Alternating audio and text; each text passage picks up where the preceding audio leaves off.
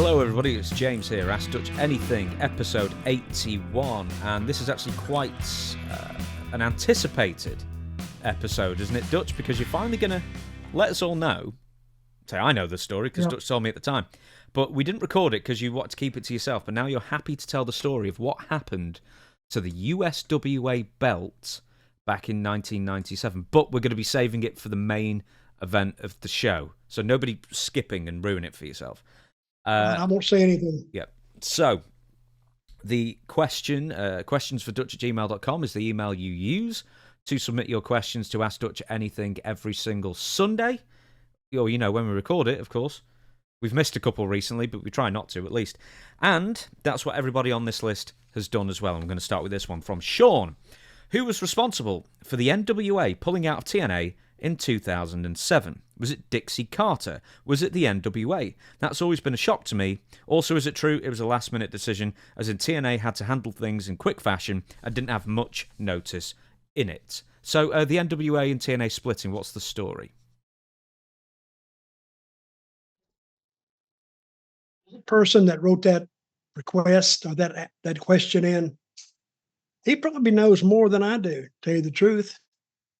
Because everything in TNA was like, I thought I was in the CIA one time. Oh, don't let this out. Don't let that. Oh, my God, this. And the NWA was, I think, Billy Corgan has it now. I don't know who had it then. But I think they wanted some money, as far as I can recall. I think they wanted some money to keep TNA in there. And that Dixie wasn't prepared to deal with them, and so we just dropped it. What's the purpose of the question? How was it dropped? Yeah, I found something.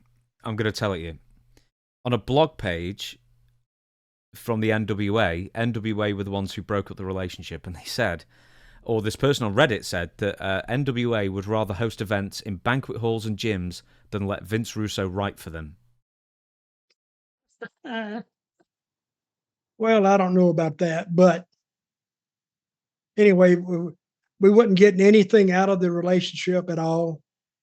I don't even know the purpose of even aligning with the NWA, because the NWA, when Vince took over the world, as they say in the wrestling business, when he took over the world with wrestling, the NWA just basically ceased to exist.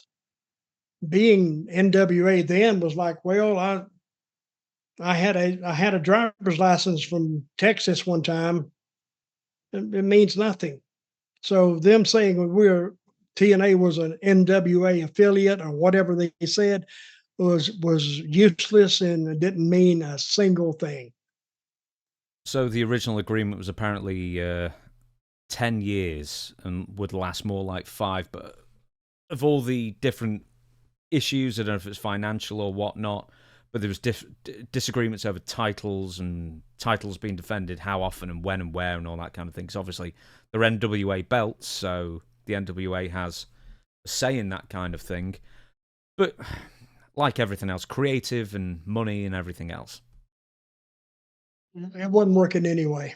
It's the best thing to just let it go. Well, that's one something. thing on your plate you don't have to worry about. This claims something. An unauthorized title change involving Ray Gonzalez in Puerto Rico that apparently caused issues.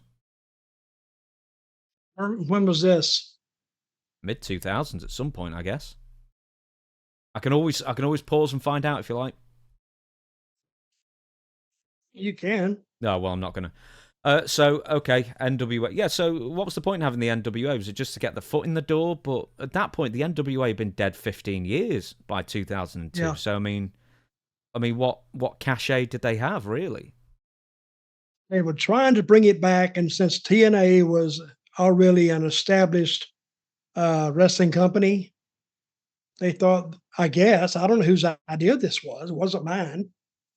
But if we'd work with TNA, and I'm sure they got on the phone to Dixie and massaged her a little bit and got her to kind of,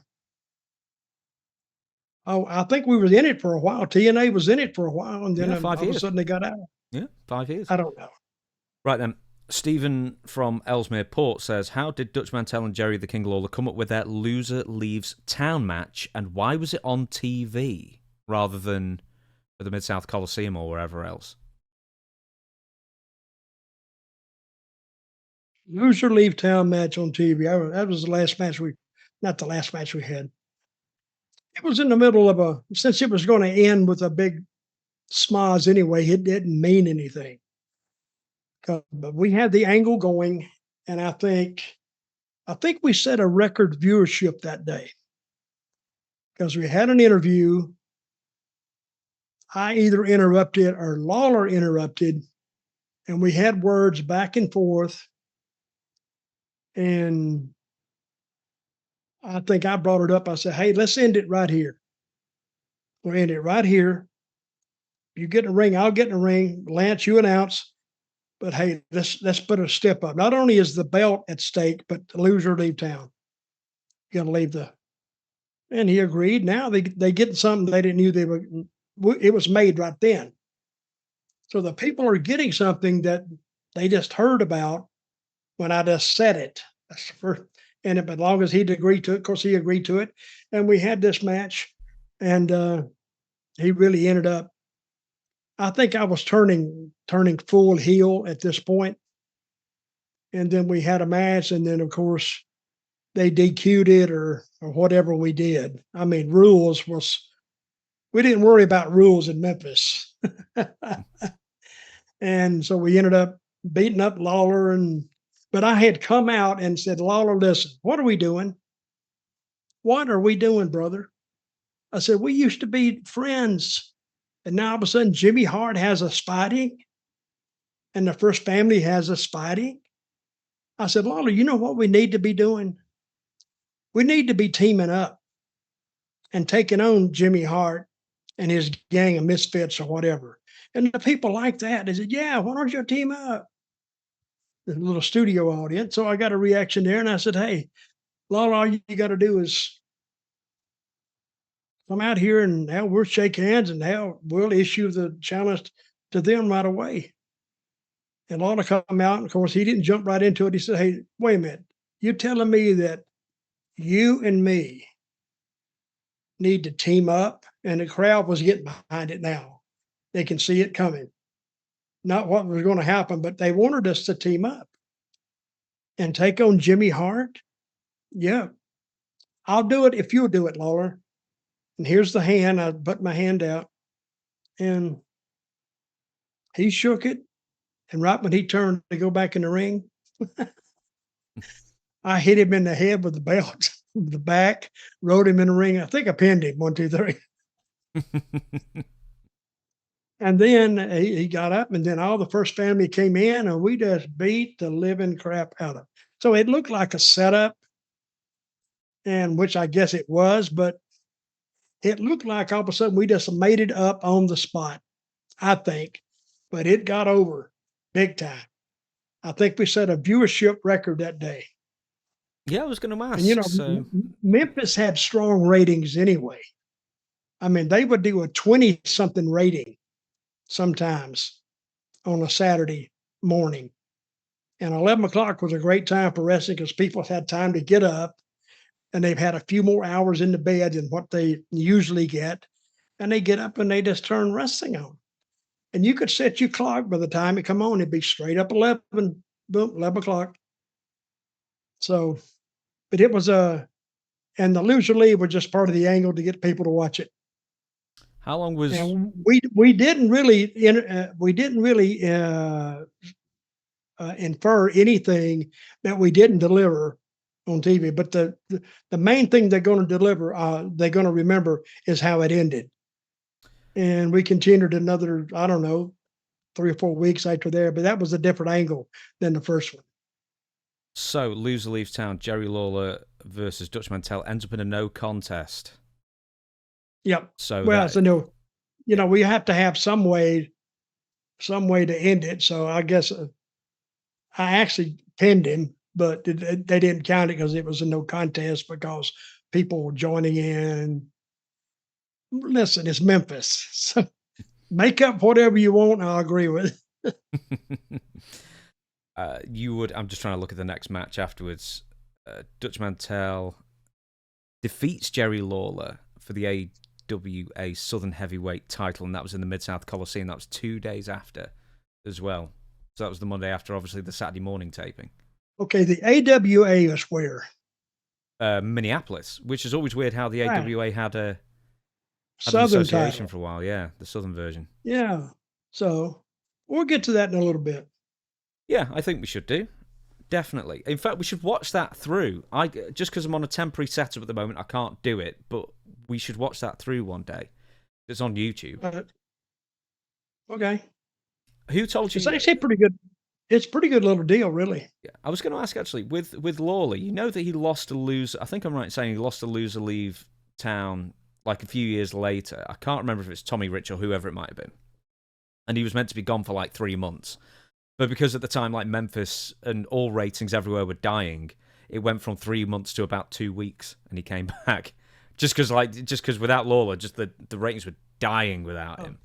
Well, they wrapped their whole shebang up with Lawler, and that turned out to be not a good thing because it was all wrapped around Lawler. If he wasn't there, they didn't have anything going because that was when Vince was taking over. And my question was, he was a big heel as a commentator in WWF, and then came back to Memphis as the big baby face. Somehow that didn't sit well with people. They couldn't understand it. They were confused. Corn fused, as they say in Memphis. I know you did it with Dirt Texas Dirt from Dirt Texas. How many loser leave town matches have you lost or won, in fact, over the years? Oh, a couple, but probably is all. We will move on then. Usually it's the heel leaving that makes it worth it. Loser leave. Except with Lawler, I forgot what we did. Oh, I lost. I guess I was supposedly the heel, but I wasn't because half the people wanted me to kick the crap out of him. But and then I just come back and we'll show the birth of Texas Dirt one day on TV. Oh, we we'll did. Show it right I think here. we did it recently. In fact, we watched it. It was your first interview. Okay, and that's when Bill Dundee come to find me. Yep. No, I don't. I'm not sure we watched the birth. We watched the first time Texas Dirt is in the studio, and then it's got Ronnie P. Gossett and whatnot yelling at you with the master of master. Okay, it was Texas Dirt driving up on a tractor.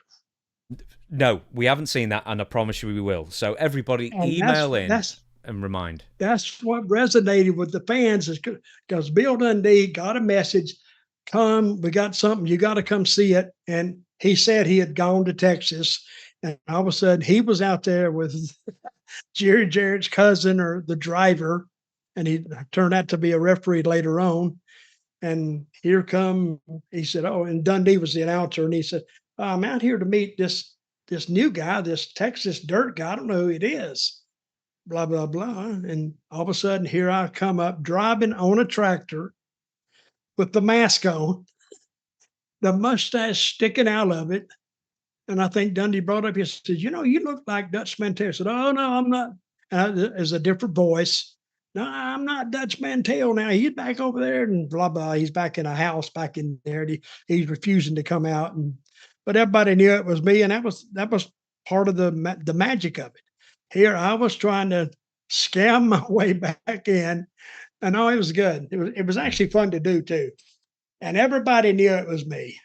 And they'd say, Dutch. And I go, don't tell anybody under the mask. And it was an eating mask, the big deal, so it all could stick out. But it was a fun thing. And we did that for about a month, 5 weeks. And then Texas Dirt lost the loser leave to somebody. I forgot, Lawler, I guess. And then Dutch magically reappears. And came back and I said, what'd I miss? Mm-hmm. Right, we need to watch that. So I'll try and find it and then we'll watch it. Like the vignette. It's such a stupid gimmick. It's so stupid. It's good. And that's what people like to watch, because if you had a hard week at work and something, or your old lady bother you, watch wrestling and kind of, have a little chuckle and enjoy yourself for a while. Next question from John says, got a question for Dutch. I remember watching Memphis Wrestling years ago. Tommy Rich's mother came out and did an interview sticking up for Tommy. My question is this, was that Tommy's real mother? As far as I know, that was his real mother. Yes, that is that is some truth in there. And see, Tommy's from Hendersonville, Tennessee, which is the same town that Jerry Jarrett's from Nashville, but he moved to Hendersonville. And Hendersonville back then was like a lot of country music stars would move up there. Johnny Cash lived up there, and all the big stars, they lived in Hendersonville. Actually, I think Johnny Cash lived in the house. Jerry Jarrett's big house was on a hill, and at the bottom of the hill, I think it was the house of Johnny Cash. That's where he lived. So, but that was Tommy Rich's real mother. Next question, Gary from Jacksonville, Florida. I lost my dad 2 years ago to cancer, but I remember he used to tell me about how in the 70s, how he would go to the wrestling matches with my mother and see Dusty Rhodes and old dirty Dutch Mantell. Dutch, what was it like working Jacksonville compared to, say, Tampa or other towns in that territory? Well, every town has its own, and I call it vibe. It has its own feel. And some towns are much stronger than others. And Jacksonville, there was in a big Coliseum. It reminded me of the Mid-South Coliseum, and it was as big. I think Mid-South holds 11,000 maybe, and this one held about the same. It was almost the same, except Mid-South went all around, and they didn't have a big stage, but Jacksonville did. That was the only difference in the buildings. Built the same way. And Jacksonville was a hard town to work because the building was so big. If you put like 2,000 or 3,000 people in there, it's empty, and it felt empty. And sometimes, if you get a lot of people together, when they yell, it doesn't bother everybody else because they're yelling too. But if you only put a limited number of people in there, even 2,000 people in a big Coliseum, one person goes, "Yeah," and all of a sudden they stand out. They go, "What the hell are you yelling for?" So they embarrass themselves. But Jacksonville was a hard town to work because the vibe was almost like you get the same vibe in a funeral home. It was like quiet and reserved. Next question. Matthew says, and he says, I'm sure you've talked about it many times. We've never talked about this, right? And I can't believe we haven't. I was just wondering, what was WrestleFest 85 like? The crowd, wrestling Butch Reed, the locker room, just a general synopsis, essentially. Mid-South, not Mid-South, Mid-South Wrestling, I'm sorry. Bill Watts territory, and that was WrestleFest 85, and you wrestled Butch Reed. Do you remember that day specifically? Yeah, I got a tape of it. Oh, well, tell us all about it then. We've never talked about it on this show. I think your Mid-South stint is a bit underrepresented on Storytime with Dutch, I think. WrestleFest 85. I'll tell you what it was like. Hot. Hot as hell. It was about 100 degrees, 105 degrees that day. I remember it well. We were outside in the summertime at about 3 o'clock in the afternoon at the peak of the heat, and it was crazy. And I had this match with Butch Reed, and we had a good match. And people were right there on top of it. Good finish. It was a good match. But that's what I remember. Then what I remember is you're already out in 105-degree temperature and the sun beating down on you in the ring. You couldn't even touch the mat, hardly, because the sun it had really heated up the ring, heated up the canvas, and you go down, you're going to be moving around. It was too hot. And what I remember more is after that match was over, my day wasn't over. I got to get in the car and drive to Tulsa or Oklahoma City, one of them. I think Tulsa. It was about an hour over there. Then you had another match, and this is what I'm saying. White line fever. You ever heard of that? Mm-hmm. You know what that Highway is? hypnosis. Yeah, right. I mean that white line, they call it white line fever. That's what the truckers called it. And if you see that enough, there is a certain phobia or a certain, I think you hypnotize yourself almost. Then we had to get in the car from Tulsa and drive all the way back to Louisiana, which was about 300 miles, and a lot of it on 2-lane highway. Mm. That's why wrestlers went crazy. They self hypnotized themselves on the road, and that bled over into anything else they were doing. I'm going to give you the card, and then I've got some follow-up questions. Al Perez versus Mark Reagan, singles match, mostly singles matches. One Man Gang versus Wendell Cooley. We've talked about it. One Man Gang who's currently selling $10,000 a pair of boots. He is. Yeah. Yes. So someone wrote on the comments He's not selling it. Somebody else is. Well, the thing is But that that's a someone high on your price. comments said, yeah, One Man Gang's boot laces were a different color than the ones in the photo. What a scam! I don't Are know. you implying that could have been a scam? He could have replaced the laces, is all I'm saying. But for Yeah. $10,000, I'd want I don't know One what Man they Gang think. taxidermied in the corner of my room for that money. Yeah. Oh dear.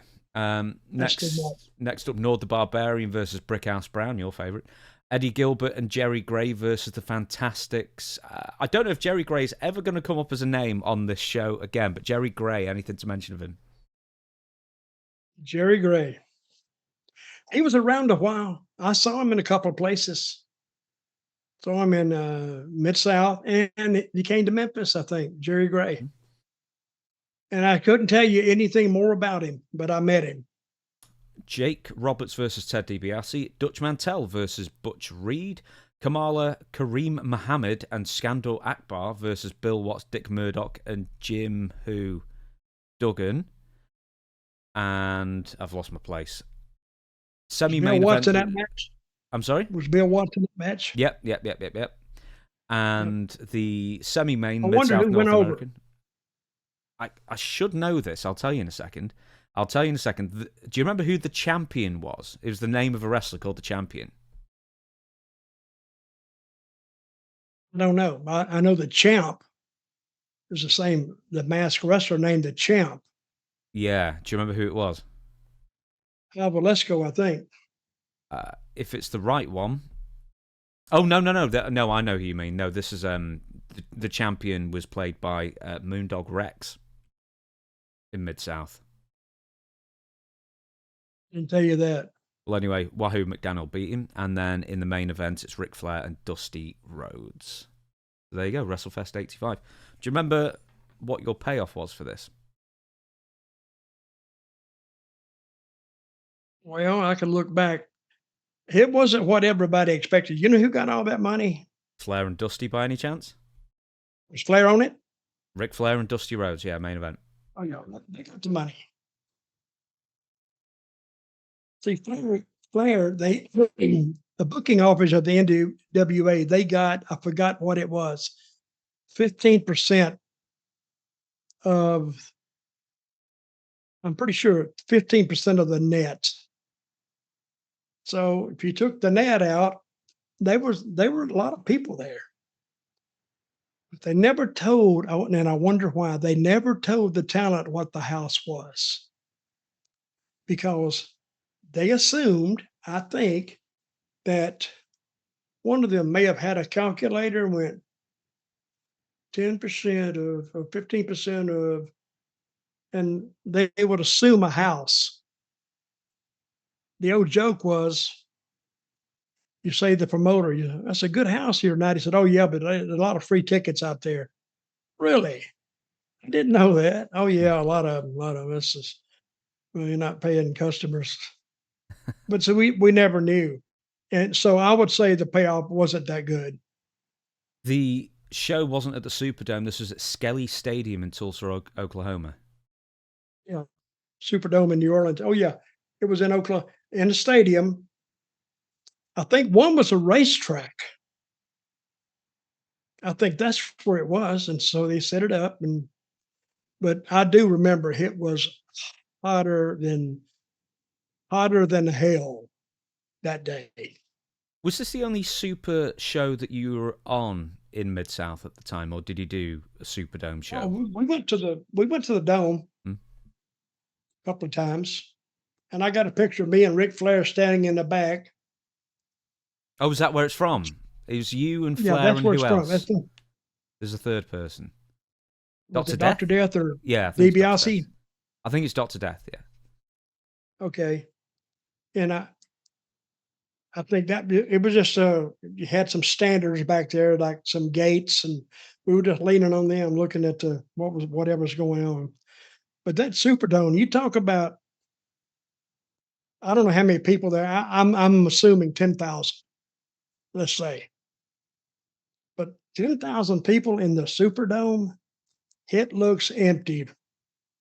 Hey, NWA or WCW were running shows in the Superdome, and there was like 1,000 in there at one point. It was depressing at one point in wrestling, just how bad business was at times.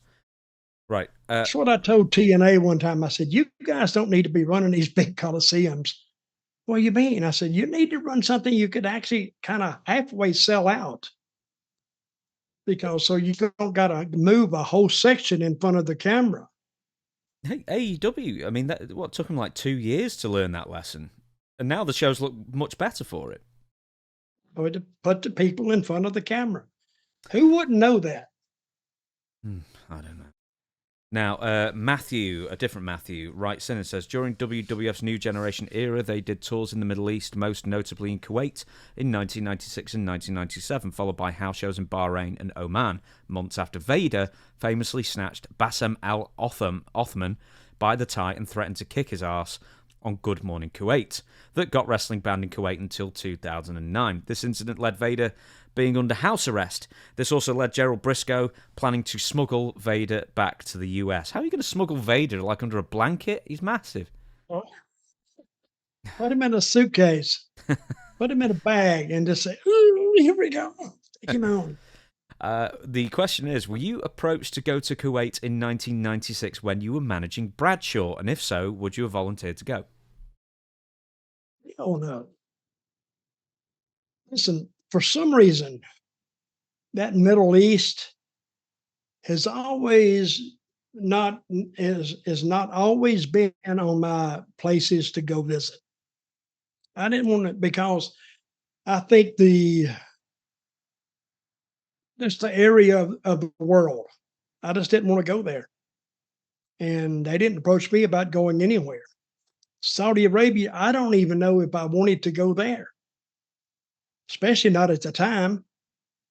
So, because that part of the world kind of alarmed me. I didn't want to go to South Africa, tell you the truth, because you're at the other tip of the world. And if something happens, what are you going to do? Walk back, hitchhike back, take a bus?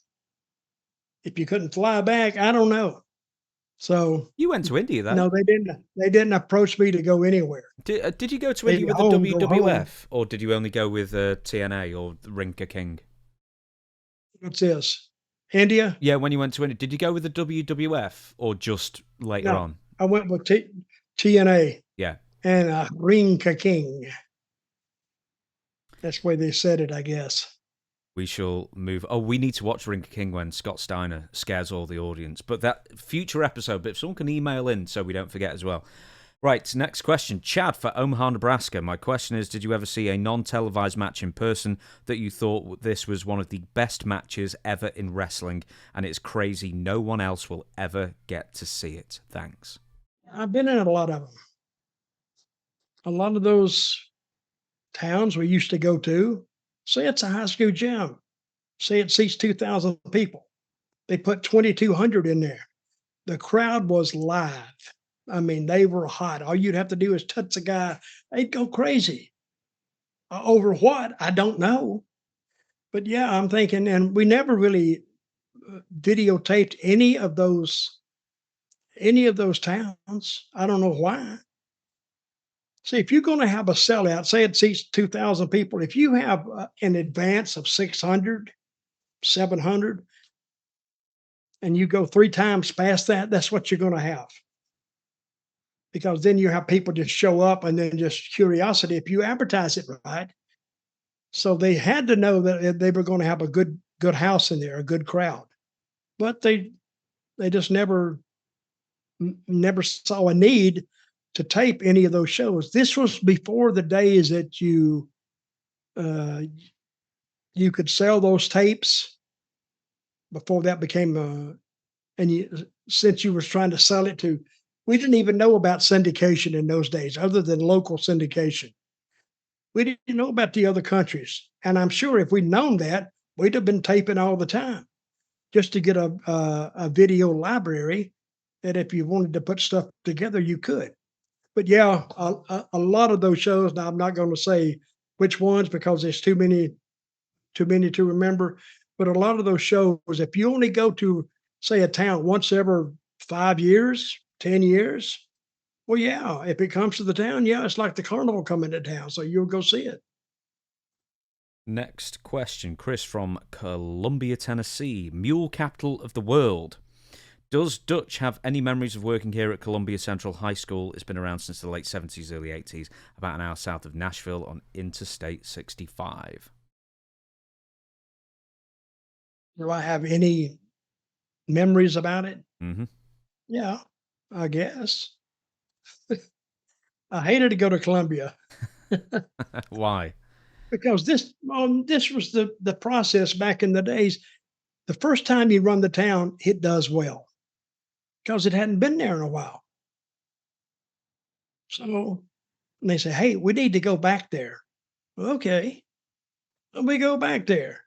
You don't do as good as the first time because it's the carnival can't come back too many times, so you've already seen it. And then you do a less house than you did the first time. And then if they needed a town, oh, that town did good one time. This is the old Independence. They think, well, we'll go there. We know we'll draw this, and then we go there, and sometimes it would get down sometimes to 200 people, and you'd look at yourself, why in the hell do they keep running these towns? Because we didn't make our money off those towns. We made our money off, the towns they ran and they angled for, like Memphis and Louisville, Nashville, and Lexington, Kentucky. But we ran there because, this simple fact, people actually live there. You go to some of these towns, the population would be like 10,000, 12,000. And you gotta go to a town with some people actually living there so they can actually buy a ticket. Otherwise, you're spinning in the wind. What was the worst town that you ran, whatever territory it might be? What was the worst town that you ran constantly and never drew? I'll say Kansas City, which I was only there, I don't know, 4 months, 3 months. God, they ran this town every Tuesday that never drew more than 150 people. And I kept saying every week, why in the hell are they running this town? And they'd run it every week. I don't know. Must have had a good deal there or something, but it didn't make any money there at all.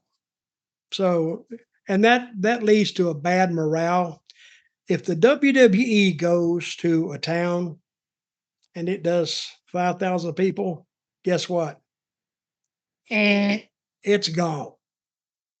If it don't do 10,000 or more, they're done with it. And they're not going to, they won't try it again because there's a lot of towns they can lose money on, but they can find towns that they haven't run in a while. Say Nashville, Tennessee. They only run Nashville like twice a year, which is enough because they'll fill that Gaylord Stadium up. And like Lexington, Kentucky, I bet they run it. I don't even think they'd run that once a year. Mm.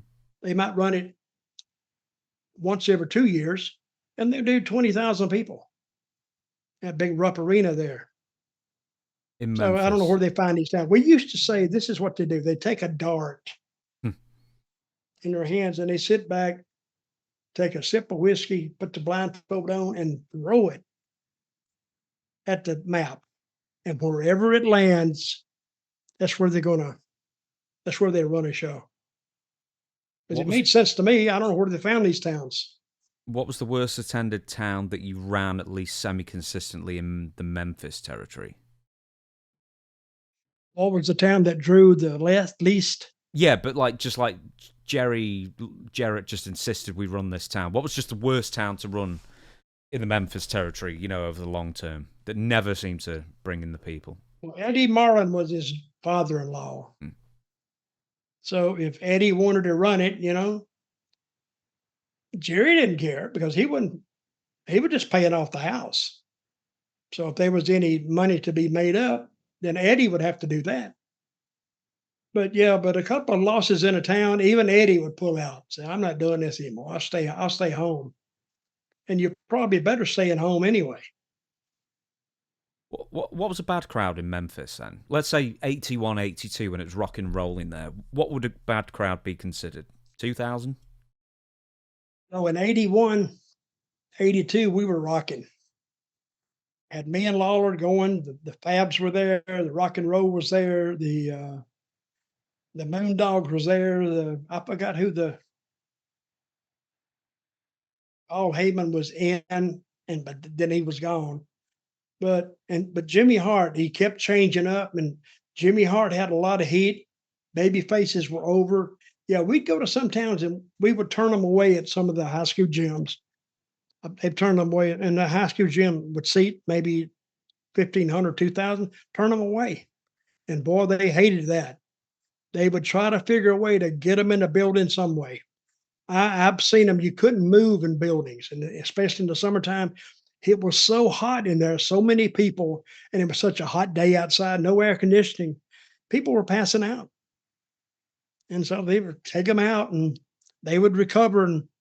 But guess what? Oh, they just had to go back in and see the rest of the show. They paid for it, so they had to go back in. Yeah, business from 1980 81 up to about 84. Hot business in Memphis. Next question. Cree says, hope you are doing well, Dutch and James. I've always been fascinated by organised crime, the American mafia, the Sicilian Camorra, the cartels and the triads. The history and influence runs deep through American culture.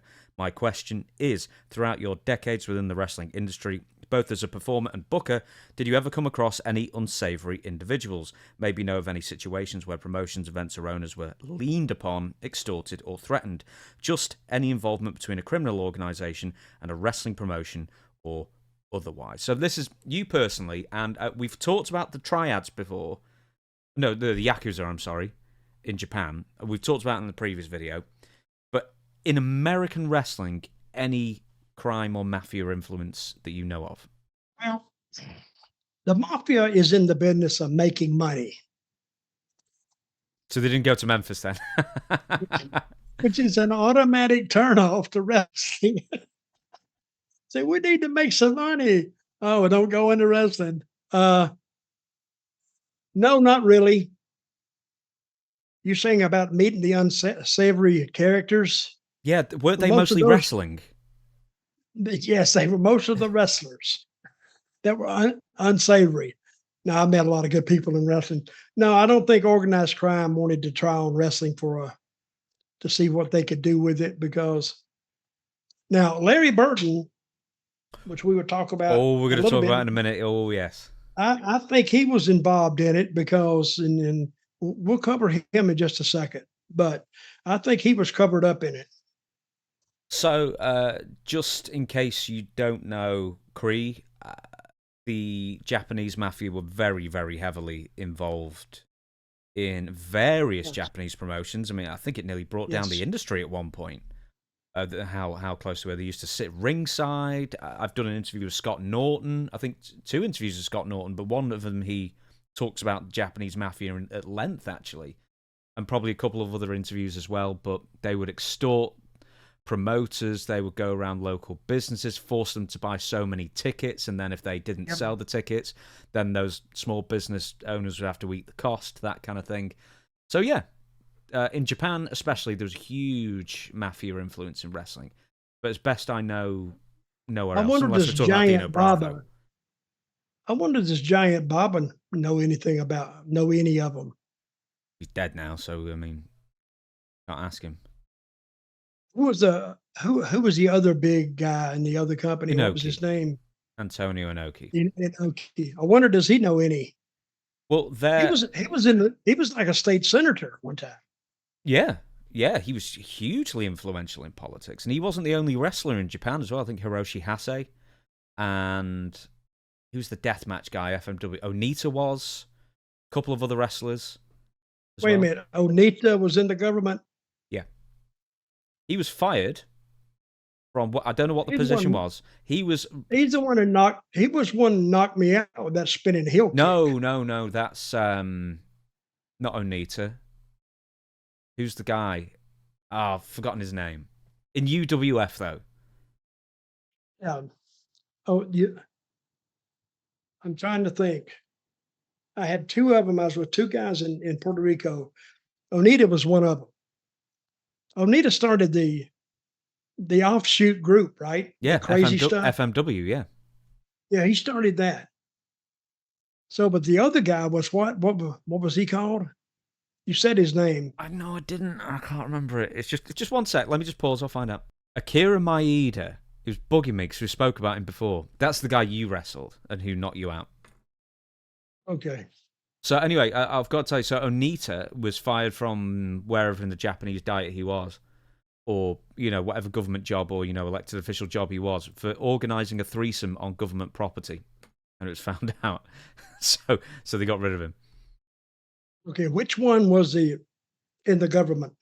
That was Onita, who started FMW with all the exploding rings and fire. I think I know him. Yeah, I think he was in Memphis. He was, because I think that was I think you're right, because he was in Puerto Rico too. He was in Puerto Rico too, I think. Yeah, that's what I think. The theory is that that's where he saw all the crazy stuff, like the concession stand brawl and stuff, which we've never spoken about on this show somehow. He saw all that, and then he took those ideas and eventually formed FMW with them. See, Memphis has had a hell of a history of populating the wrestling territories with ideas that they would never think of, or they've never thought of before, but they saw it in action. Oh, we can do that. And yeah, they could do it.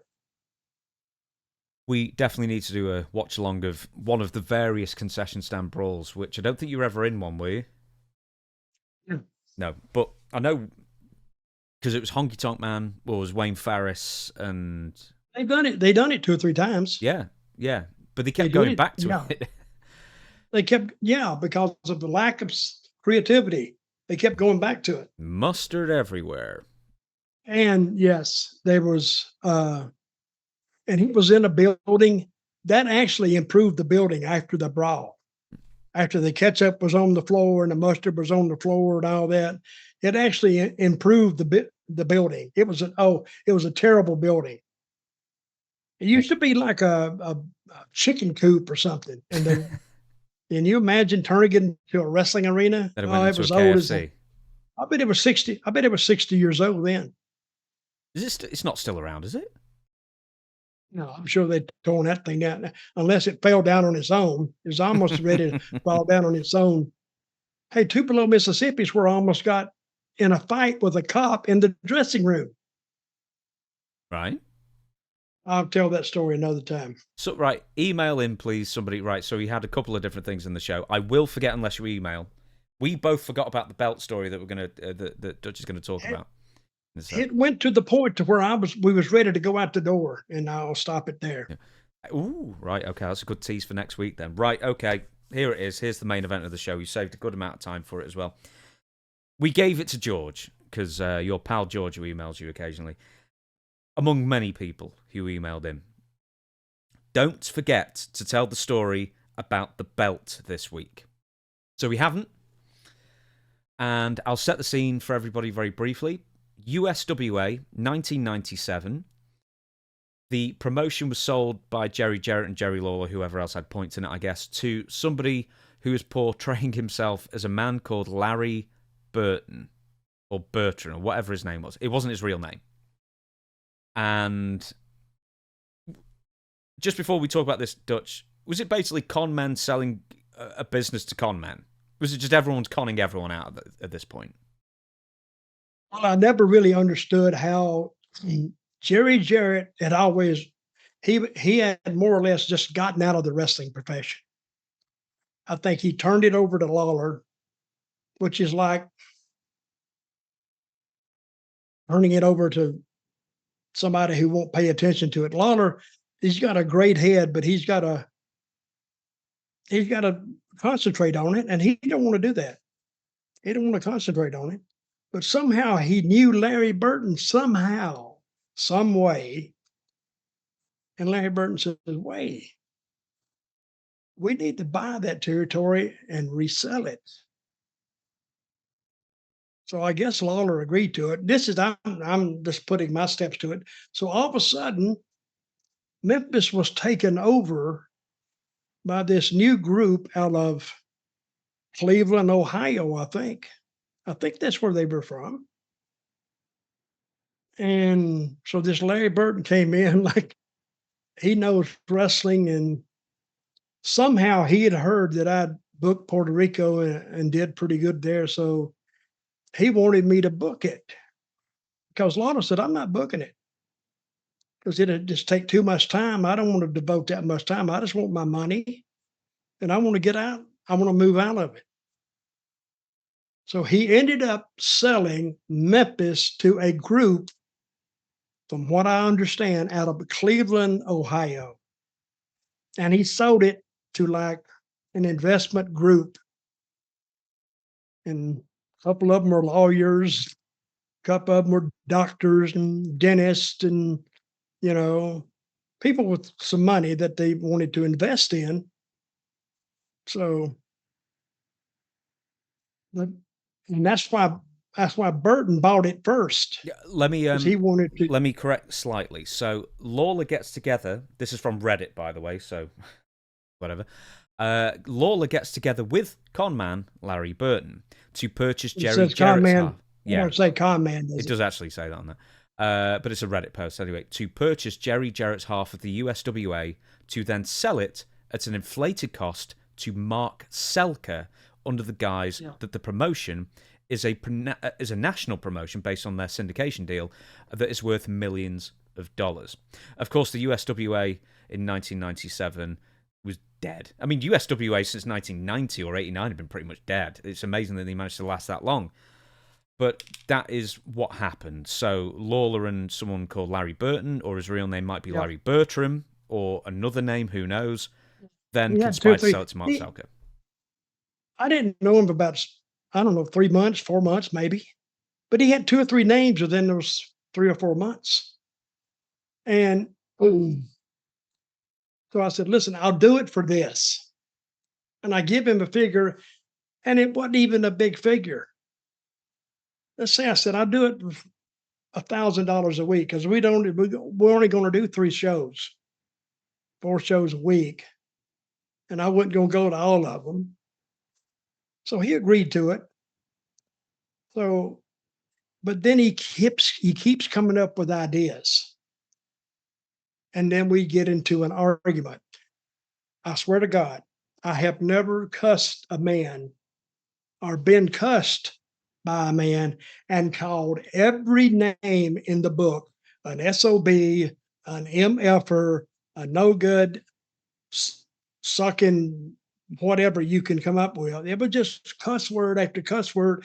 It almost looked like we were in a competition to out-cuss each other. I've never been in any more cuss fights than I've had with Larry Burton without actually fighting. because I threatened to beat the crap out of him several times. So so it went on and went on, and things got worse and worse and worse. And he was trying to work with ECW at the time. It was a cluster F, big time. So it come down to, and I was getting ready to leave. I was going back to Puerto Rico, and I told Larry to catch me up on my money. And I gave my notice. I didn't do anything wrong. And I had the AWA Southern title. I had the belt because when you're in doubt, put the belt on yourself. But you're not going to no show. So I put it on myself for a reason. And it come time, I give my notice and was getting ready, and I was getting ready to do something, but I wasn't going to lose that belt till the last night. But everything had to be paid. So I told Larry, I said, Larry, you owe me some money. I don't owe you no money. That's why he talked. I said, yeah, you do. I know you need GD money. I said, well, you mother. And then we started cussing back in the old frame. Well, how much I owe you? And I told him, and it wasn't that much. I said, you owe me like $1,800.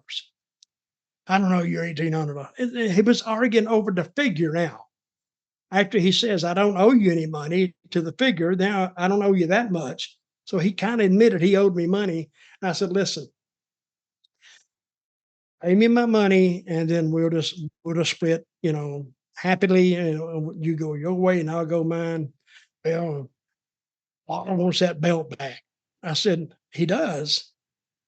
I think it was Lawler's belts. I said, well, Larry, I'll tell you, you give me my money and I'll give you the belt. Seems okay to me. He said, I got a better right here. Why don't I send Dave? And Dave was his little like gopher guy. And the thing about Dave killed himself about 2 months after that. He committed suicide Wow. because he was he's probably Burton drove him nuts because he was a very excitable kid, and he was in TV and he did a lot of video, but he was a likable kid, but he was just really strung tight. So anyway, and you could sit down and talk to him and know that something's wrong. He said, I'll tell you what I'll do. I'll send Dave there and you bring the belt, and just give the belt to Dave. I said, wait a minute. I'm not giving the belt to Dave if he don't have any money. No, I'll catch you next week. Brother, you ever heard that? I'll catch you next week. I said, no, unless I get the money, the belt stays with me. And guess what happened? I didn't get any money. The belt stayed with me. And one night,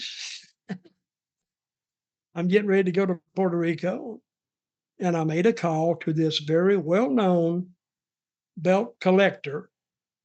He collected, paraphernalia, I guess. How do you say that word? Paraphernalia. Yeah. Of wrestling. And I told him the story, and he said, well, what do you want for it? I said, well, they owe me 1,800. He says, can you do 15? I said, well, yeah, I can do 15. Can you have it here tomorrow? He said, I'll send it right to you. And he did.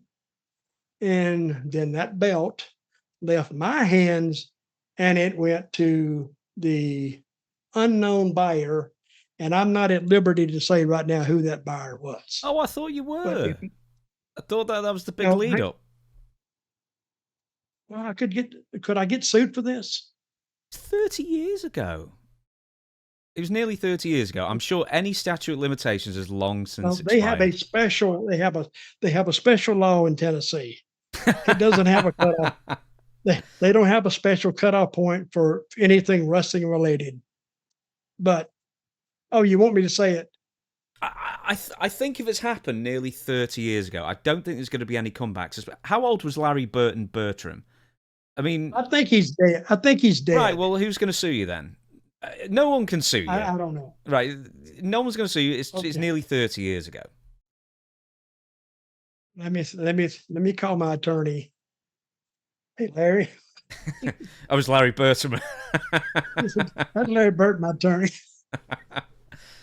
Okay, I'll. You want me to tell you who I sold it to? Go on, tell us who you sold it to. Okay. Well, you could probably figure it out. You know. I'll put my glasses on for this. No. Oh, damn. But I told you who sold it to, right? Yeah. And I'm going to tell you this story. As soon as I told you who I sold it to, I got a call an hour later. No, you didn't. I never Did told you tell anyone. James? Did you tell James? Okay, I'll tell you who I sold it to. Now, listen, do you blame me for it? Is all I did was take it for collateral, and he made the deal, and I didn't get my money. So therefore, I'm owed this money and I actually took a loss on it. So I sold it to Jimmy Cornette. But I told everybody for a long time, do you have that belt? I said, you know what happened? I hate to be a liar, but I did. I said, it was in my car at one of these now independent shows. I went back to the car. Somebody stole it out of the car. No, stole it out of the dressing room. So, and which is believable. So, and even Lawler said, hey, where's that belt? This is later on. This is when I was in WWF back in 90.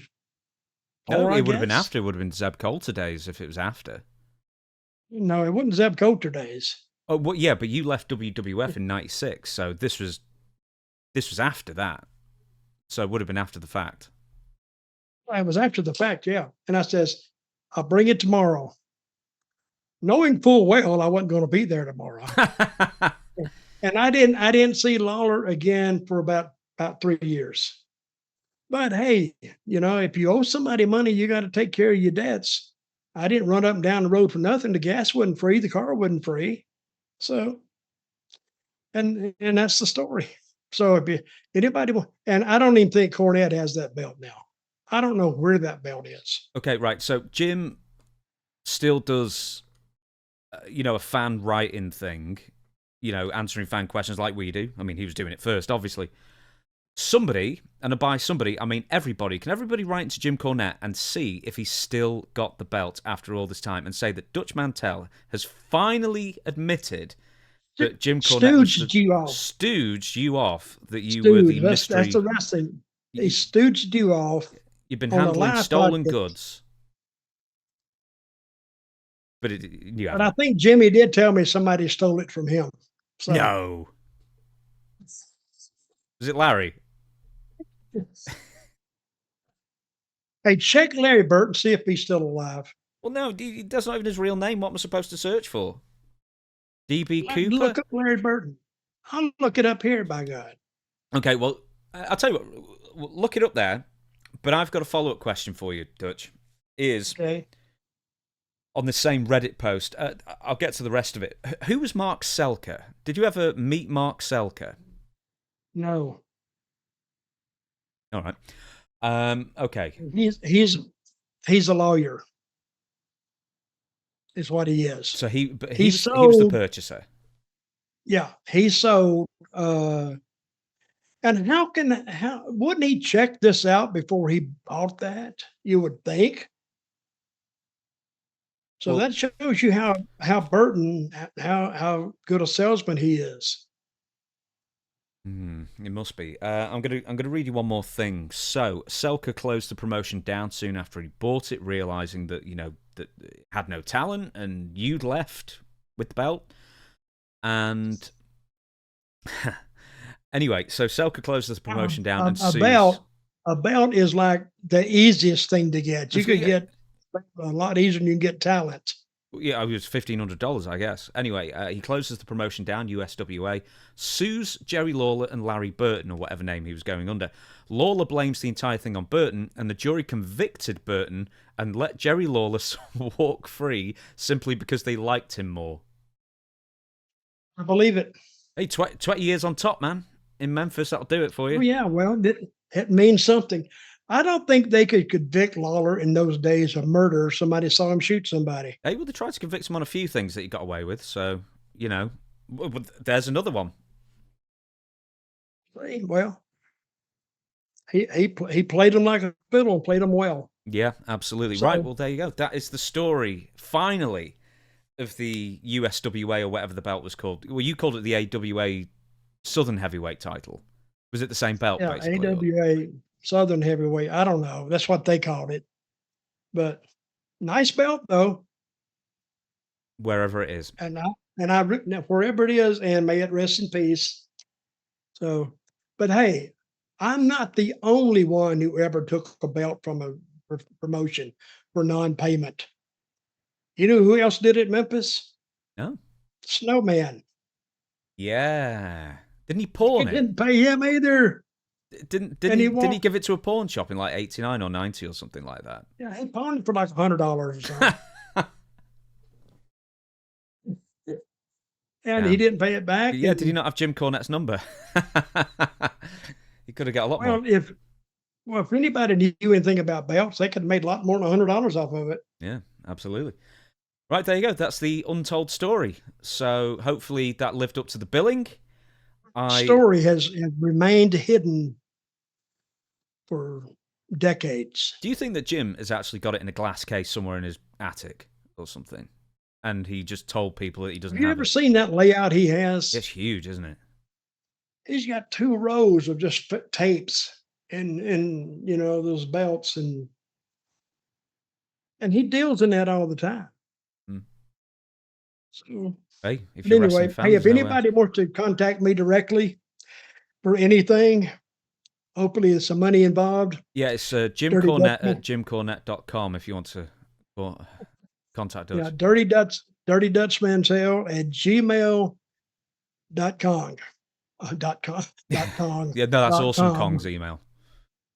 That's hers. Or King Kong Bundy's. And also, if you want to submit a question for future consideration to this show, Ask Dutch Anything, the email is questionsfordutch@gmail.com, which so many of you do every single week, and we thank you for that. But for now, we are done with this show. We will be back on Wednesday for story time with Dutch Mantell. Until then, we the people. We the people.